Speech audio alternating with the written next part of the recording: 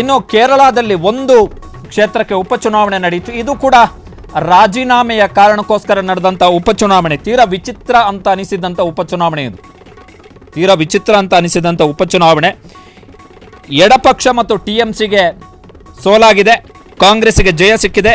ಮಮತಾ ಬ್ಯಾನರ್ಜಿ ಅವರನ್ನು ನಂಬಿ ಉಪಚುನಾವಣೆಯಲ್ಲಿ ಕಣಕ್ಕಿಳಿದ ಪಕ್ಷವನ್ನು ತ್ಯಜಿಸಿ ಉಪಚುನಾವಣೆಯಲ್ಲಿ ಕಣಕ್ಕಿಳಿದಿದ್ದಂತಹ PV ಅನ್ವರ್ ಅವರಿಗೆ ಹೀನಾಯ ಸೋಲಾಗಿದೆ.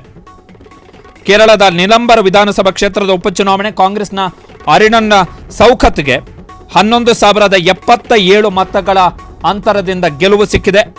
ಮುಂದಿನ ವರ್ಷ ಏಪ್ರಿಲ್ ಮೇ ಅಷ್ಟೊತ್ತಿಗೆ ಕೇರಳ ಒಳಗೊಂಡಂತೆ ಕೇರಳ, ತಮಿಳುನಾಡು, ಪಶ್ಚಿಮ ಬಂಗಾಳದಲ್ಲಿ ವಿಧಾನಸಭಾ ಚುನಾವಣೆ ಇದೆ.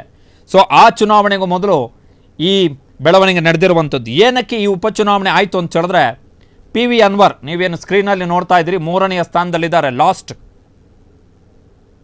ಅವರು CPIMನ ಶಾಸಕ, LDFನ ಶಾಸಕ. ಸದ್ಯಕ್ಕೆ ಕೇರಳದಲ್ಲಿ LDF ಸರ್ಕಾರ ಇದೆ.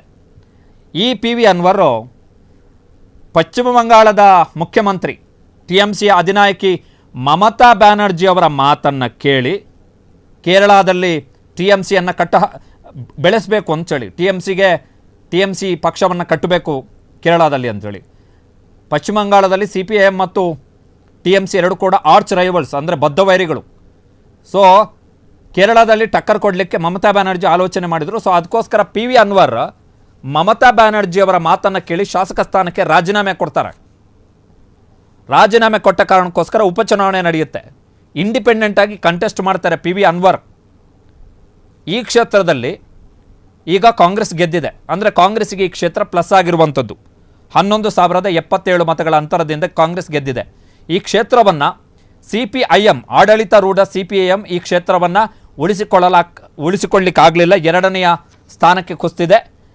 CPIM ಪಕ್ಷದಲ್ಲಿ ಶಾಸಕರಾಗಿದ್ದಂತಹ PV ಅನ್ವರ್ ರಾಜೀನಾಮೆ ಕೊಟ್ಟ ಬಳಿಕ ತಾವು ಕಂಟೆಸ್ಟ್ ಮಾಡಿದಂಥ ಉಪಚುನಾವಣೆಯಲ್ಲಿ 3ನೇ ಸ್ಥಾನಕ್ಕೆ ಕುಸಿದಿದ್ದಾರೆ. ತೀರಾ ವಿಚಿತ್ರವಾದಂಥ ಅನವಶ್ಯಕ ಉಪಚುನಾವಣೆ. ಇದು ಕೂಡ ಅನಾವಶ್ಯಕ ಉಪಚುನಾವಣೆ. ಏನು ವಿಧಾನಸಭೆ ಎಲೆಕ್ಷನ್ನ ಅನೌನ್ಸ್ ಆಗೋ ಟೈಮಲ್ಲಿ ರಾಜೀನಾಮೆ ಕೊಟ್ಟಿದ್ದಿದ್ರು ಏನೂ ಆಗ್ತಾ ಇರಲಿಲ್ಲ, ಏನು ಪ್ರಪಂಚನ ಬಿದ್ದೋಗ್ತಾ ಇರಲಿಲ್ಲ.